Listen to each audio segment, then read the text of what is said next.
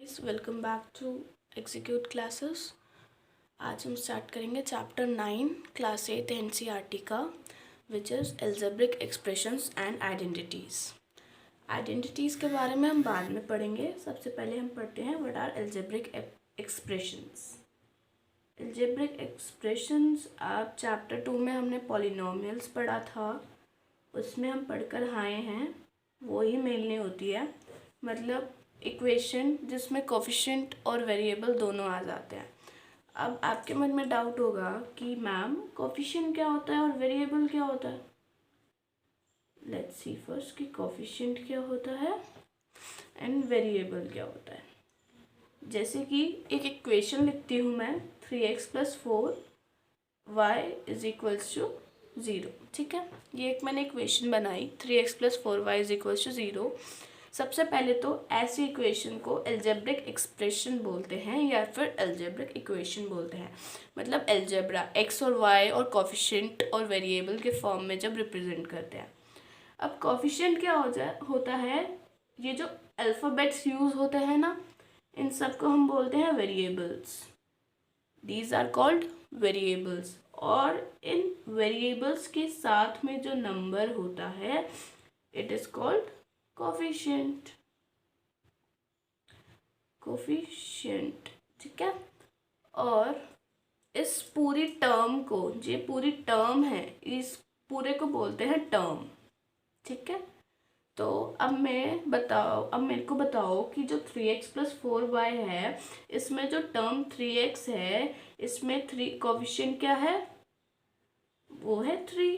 और वेरिएबल क्या है, दैट इज एक्स वेरिएबल। मतलब जो एल्जेब्रा मतलब जो लेटर्स, ठीक है, जो लेटर्स यूज़ होते हैं उनको एल्जेब्रिक एक्सप्रेशंस बोलते हैं, वेरिएबल्स बोलते हैं। और जो पूरी इक्वेशन बन जाती है कोफिशिएंट और वेरिएबल को मिला के, तो उसको हम क्या बोल देते हैं, एल्जेब्रिक एक्सप्रेशन। मतलब एल्जेब्रा के फॉर्म में एक्सप्रेस कर दिया।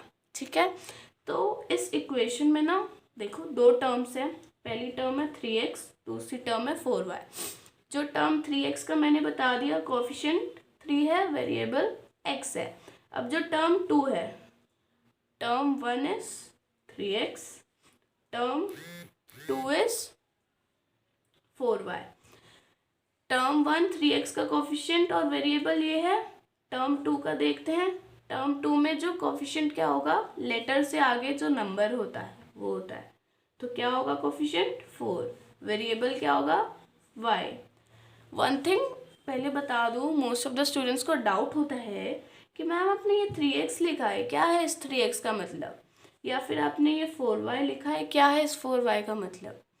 तो इसका मतलब होता है कि 3 को एक हमने x वेरिएबल है उससे मल्टीप्लाई, ये सेम है, इन दोनों का मतलब सेम है। 3x लिखो या 3 × x लिखो, 4y लिखो या 4 × y लिखो, दोनों का मतलब सेम ही होता है।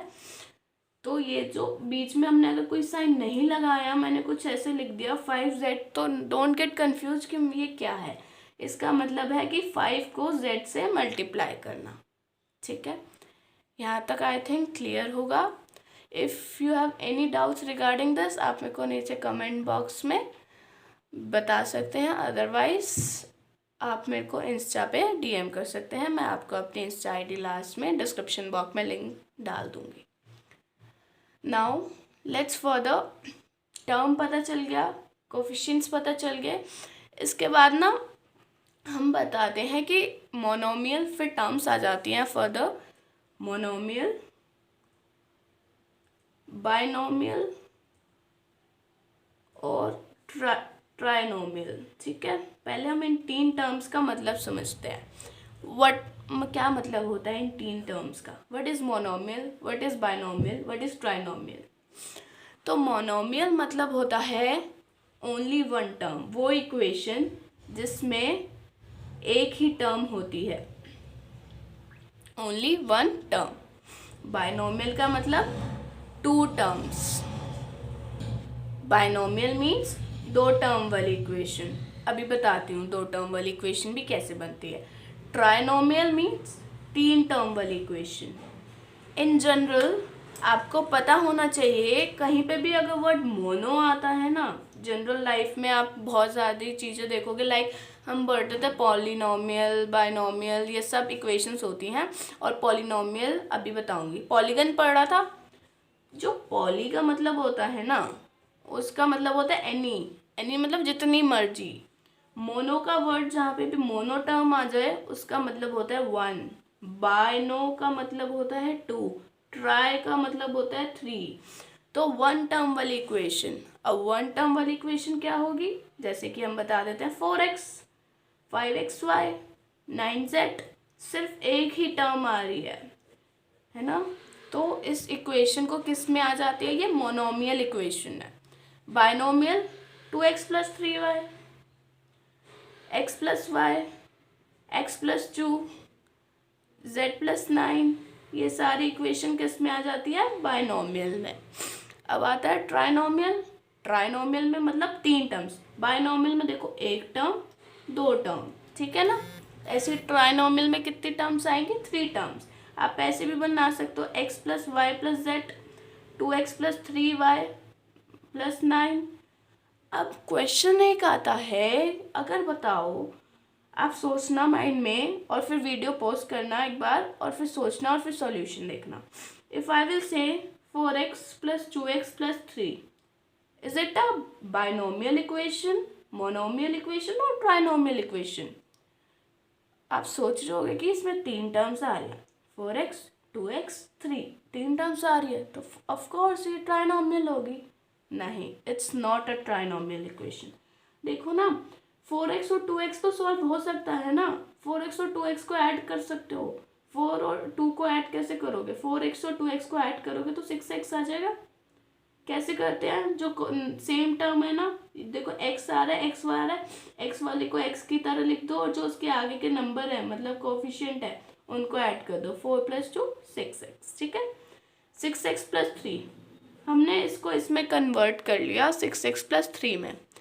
Now tell me, is it a trinomial, क्या ये ट्राइनोमियल है, नो, दो ही टर्म बची, तो ये किसके अंदर आ जाएगी, it will come under binomial equation. Hope so आपको यहाँ तक सब कुछ क्लियर होगा, कोई डाउट नहीं होगा। Now next topic is like terms और unlike terms. In general life हम बोलते हैं ना, you look like a this person, you look like that person, मतलब कहते हैं ना कि तुम इसकी तरह लगते हो या उसकी तरह लगते हो या ये इसकी तरह लग रहा है। लाइक मतलब उसकी तरह, मतलब सेम, ठीक है। लाइक का मतलब उसकी सेम ही तो कहते हो, तुम उसके जैसे लग रहे हो, मीन सेम लग रहे हो दोनों। अनलाइक मतलब different, unlike means different. Now like terms और अनलाइक टर्म्स क्या होती है। लाइक अगर हम बात करें 7x 4x को और 5z को, 7x² को, अब इनमें से लाइक टर्म कौन सी है, अनलाइक टर्म्स कौन सी है। लाइक टर्म्स वो होंगी जो एक जैसी दिखती है। देखो, इनका, इसका और इसका वेरिएबल सेम है, सेम वेरिएबल आ रहा है तो वो सेम वेरिएबल है, सेम पावर है। अगर मैं कहूँ यहाँ पे 7x², you will be saying कि मैम यहाँ पे भी तो x² है, यहाँ पे भी x है, तो ये दोनों लाइक में आ जाएंगे। नहीं, सेम वेरिएबल, यहाँ पे x है या x² है, सेम होने चाहिए। जो उसका टर्म है, ये वाली टर्म, ये जो फैक्टर है उसका सेम आना चाहिए, इनको फैक्टर भी बोलते हैं, ठीक है। जो ये है सेम आना चाहिए। देखो 7x का में भी x आ रहा है, 4x में भी x आ रहा है, दोनों का सेम है, 7 का मतलब वेरिएबल सेम आ रहा है, तो लाइक टर्म्स में कौन कौन सी आ जाएंगी, 7x और 4x लाइक टर्म हो जाएंगी। क्या 5z इनके साथ आएगी, नो, इसमें x है इसमें z है, तो अनलाइक में कौन सी आ जाएगी, 5z। 7x² क्या इसमें आएंगी, यहाँ पे x है और यहाँ पे x² है, सेम नहीं है, तो ये अनलाइक है, तो ये 7x² इसमें आ जाएंगी। इसका मतलब होता है लाइक टर्म्स और unlike terms. Like, let's do one question. Question है कि 7x and 7y are like terms. I am asking you, क्या ये लाइक टर्म्स हैं।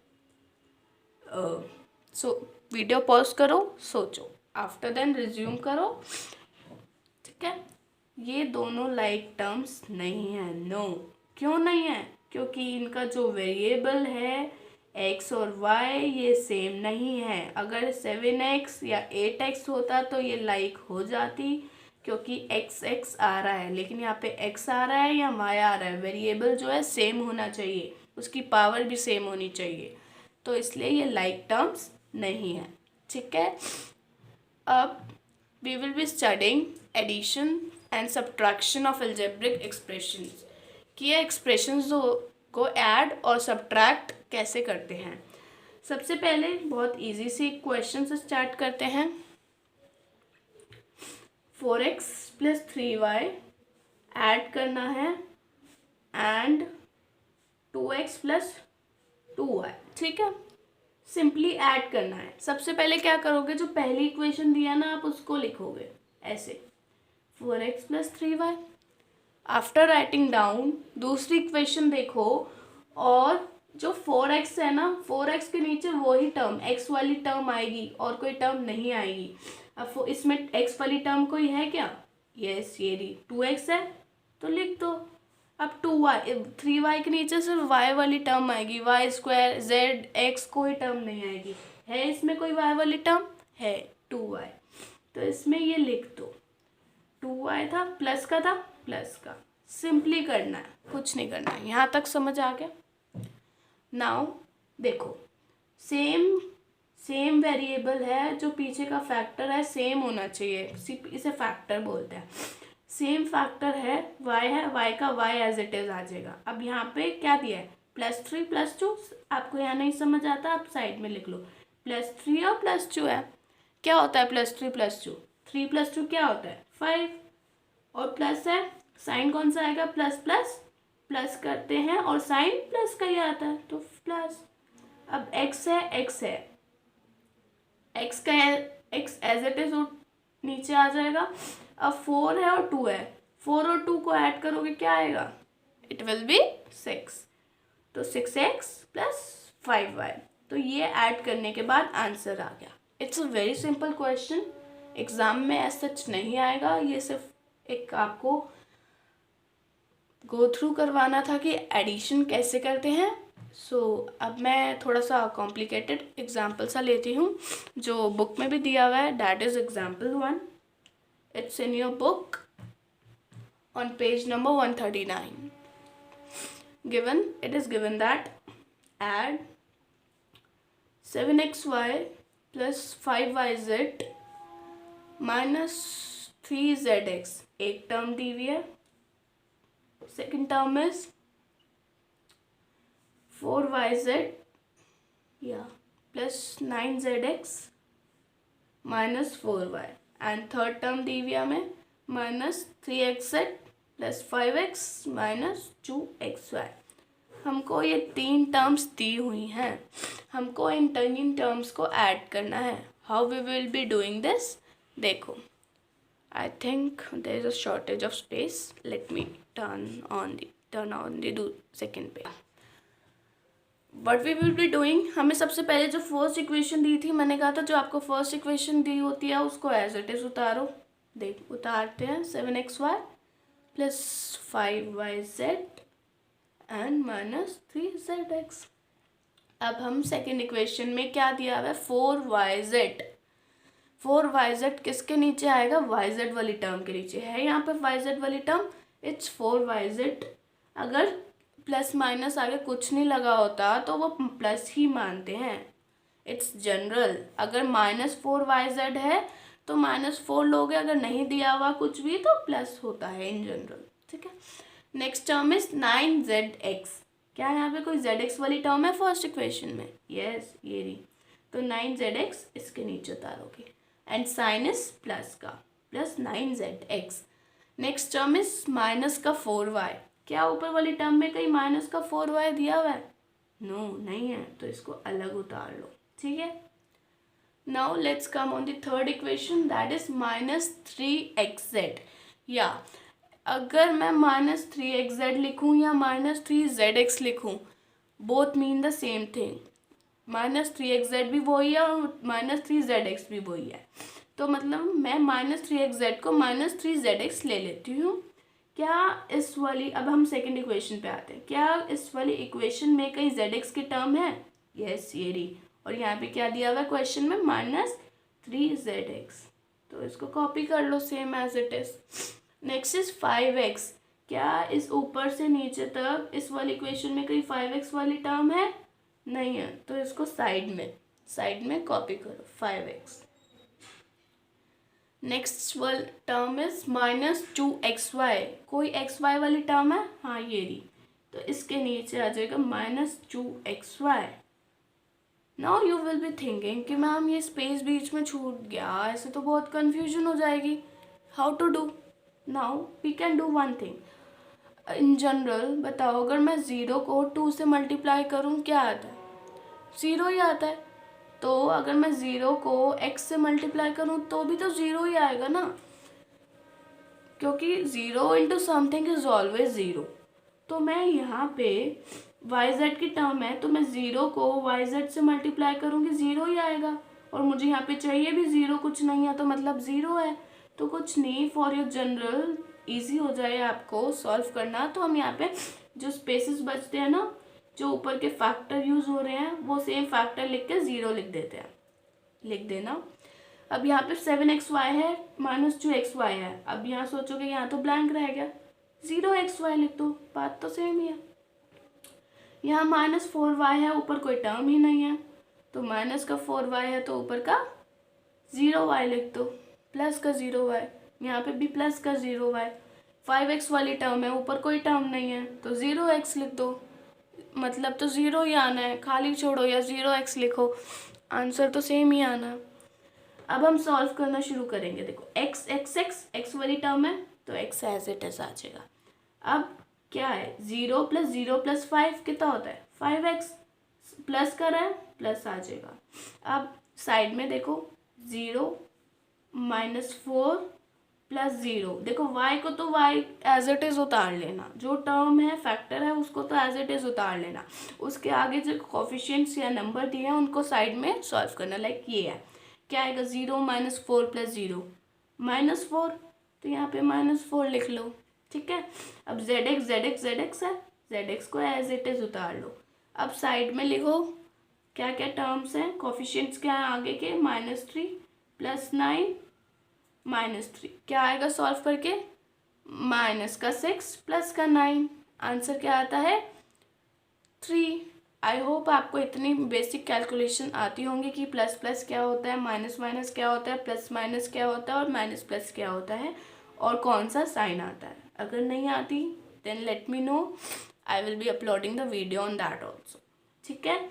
तो हाँ, we were doing this question, इसको सॉल्व करके क्या आया था?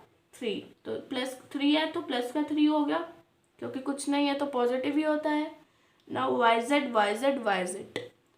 yz उतार लो, फिर 5 है, 4 है, 0 है, साइड में लिखो 5 + 4 + 0, क्या आता है? 9, प्लस का 9।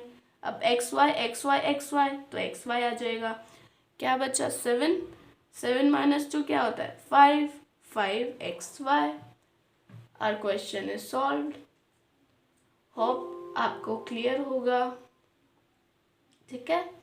ऐसे हम एडिशन करते हैं। Now we will be doing one question for subtraction. Subtraction कैसे करते हैं? Subtraction के लिए देखो एग्जाम्पल 2 करेंगे, सेम पेज नंबर 139 पे एग्जाम्पल 2 गिवन है बुक में, NCERT। वो करते हैं, क्या गिवन है, पहले सब्ट्रैक्ट करना है, क्वेश्चन लिख लेते हैं। Subtract 5x² - 4y² + 6y - 3 from 7x² - 4xy + 8y² + 5x - 3y, ठीक है। हमें ये क्वेश्चन दिया हुआ है। फर्स्ट थिंग, जब भी कभी सब्ट्रैक्शन में वर्ड फ्रॉम यूज़ होता है ना, लाइक जनरल में बताती हूँ, इन जनरल अगर आपको दिया है सब्ट्रैक्ट 10 फ्रॉम 11, ठीक है। तो फ्रॉम के बाद वाली टर्म को पहले लिखना है, उससे जो उसके पहले वाली टर्म है उसको बाद में लिखना है। फ्रॉम के बाद वाली टर्म पहले, ठीक है। अब माइनस करो, क्या आएगा 11 में से 10 गया 1। सेम ऐसे ही जो सब फ्रॉम वाली टर्म है उसको सबसे ऊपर लिखो 7x² minus 4xy, it's 8y², या it's 8y² plus 5x minus 3y। Okay, now we have to subtract from, इसमें से किसको सब्ट्रैक्ट करना है, इसको। तो अब ये वाली टर्म लिखना शुरू करो। देखो 5x² है, यहाँ पे x² वाली टर्म ये रही, उसके नीचे लिख दो। नेक्स्ट टर्म इज माइनस का 4y², y² वाली टर्म ये रही, तो माइनस का 4y²। Next is 6y, y वाली टर्म है क्या, हाँ ये रही, तो इसके नीचे प्लस का 6y माइनस 3 कोई नंबर खाली अलग है नहीं तो इसको अलग। आप ऐसे भी सॉल्व कर सकते हो, वैसे भी। अब मैं आपको इसे नॉर्मल वे में, आप ज़ीरो ना करो अगर आपको कन्फ्यूजन होती है। सब्ट्रैक्ट वाले में हमें क्या करना होता है, हमको साइन चेंज करने होते हैं।